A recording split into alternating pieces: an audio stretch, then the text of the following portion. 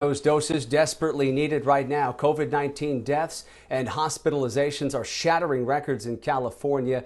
Data from the state shows 379 people died just within the last 24 hours, bringing the total number of deaths close to 22,000.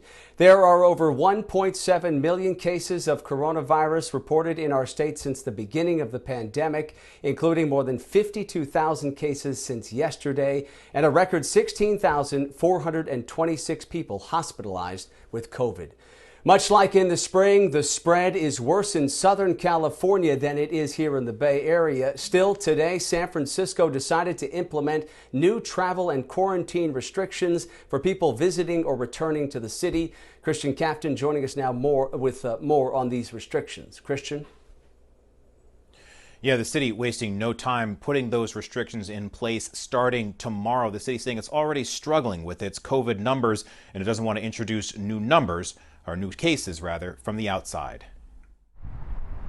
San Francisco's public health leaders are taking a drastic new step to block travel from outside the city, saying rates are already skyrocketing without the introduction of new infection clusters caused by people coming into the city. The new order goes into place 12:01 Friday morning.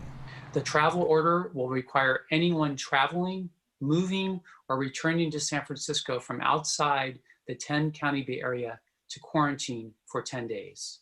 Public health leaders say education is always their first choice, but that they will take steps to enforce the new directive if necessary. The city can take additional enforcement steps if the situation demands, and violation or failure to comply with this order is a misdemeanor.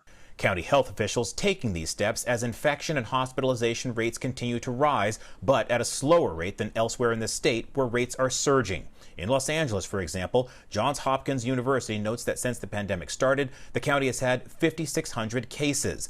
By contrast, Santa Clara County has had 2,644 and San Francisco 2,183. The county looking to prevent people from areas with higher infection rates from introducing new infection clusters into San Francisco. Right now, our case rate is lower than the state overall, which is, a bit of a hopeful sign. But as you see, just yesterday we went into that state deep purple, and therefore we're needing to implement the state stay-at-home orders. San Francisco also updating its vaccination progress with 5 people vaccinated Tuesday, 90 people inoculated yesterday, and another 120 today, bringing the total to 275 people so far in San Francisco. Reporting live, Christian Captain, KTVU, Fox 2 News.